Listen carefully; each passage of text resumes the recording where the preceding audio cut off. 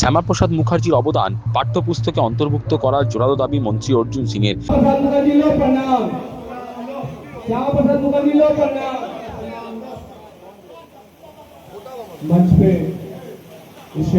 জনসংঘের প্রতিষ্ঠাতা তথা দেশনায়ক ভারত কেশরী ডক্টর শ্যামাপ্রসাদ মুখার্জির ১২৫তম জন্মবার্ষিকী আজ রাজ্য জুড়ে মহাসমারোহে পালিত হচ্ছে। মহান এই দেশনায়কের জন্মদিনেই পাঠ্যপুস্তকে তার অবদান অন্তর্ভুক্ত করার জোরালো দাবি করলেন রাজ্যের পরিবহন ও শ্রমমন্ত্রী অর্জুন সিং। সোমবার জগদ্দলের মজদুর ভবনে সংবাদ মাধ্যমের মুখোমুখি হয়ে পরিবহন মন্ত্রী বলেন, বঙ্গভূমিকে বাঁচিয়ে রেখেছিলেন শ্যামাপ্রসাদ মুখার্জি, অন্যথায় এটা পাকিস্তান হয়ে যেত। মন্ত্রীর দাবি, হিন্দুরা বাংলায় ২০২৬ সালে স্বাধীন হয়েছে, এর আগে এখানে মুসলিম সাম্রাজ্য ছিল। তিনি বলেন, নতুন প্রজন্মের কাছে তার এই বহুমুখী জীবন এবং আদর্শ তুলে ধরতে হবে। তার আদর্শে অনুপ্রাণিত হয়ে মোদিজির নেতৃত্বে গোটা দেশে সনাতনীরা এককাট্টা হয়েছেন। 100% আনা উচিত। কেন আনা উচিত? আমাদের বোঝা উচিত কি আজকে বঙ্গভূমিটাকে বাঁচিয়ে রেখেছে, নাহলে এটা তো পাকিস্তান হয়ে যেত। ওনার মতন লোক আজকে সনাতনী হিন্দুদের জন্য হোমল্যান্ড চেয়েছিলেন, আজকে হোমল্যান্ড আমরা পেয়েছি। আমরা তো আসলে সেদিন স্বাধীন হয়নি, আমরা তো এবার স্বাধীন হয়েছি।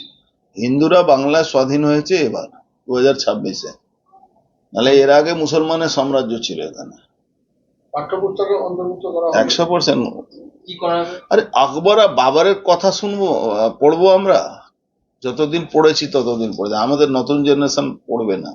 কি চাইছেন আমরা চাইছি রাষ্ট্রবাদটাকে প্রত্যেকটা বাচ্চা, প্রত্যেকটা নতুন জেনারেশনের কাছে রাষ্ট্রবাদটা মূল তাদের মাথায় হোক, তাদের শরীরে হোক। এই রাষ্ট্রবাদটা ফার্স্ট নেশন, দেন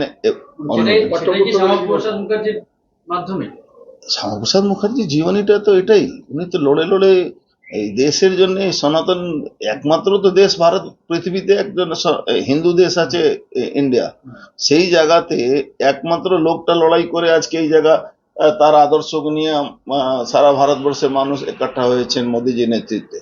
তো আমার মনে হচ্ছে কি এটা এটা আগেই করে নেওয়া উচিত ছিল। যাই হোক, যখন থেকে হবে তখন থেকে হলেও হবে। প্রসঙ্গত সেবাশ্রয় শিবির নিয়ে অভিষেক ব্যানার্জির বিরুদ্ধে একাধিক থানায় অভিযোগ জমা পড়েছে।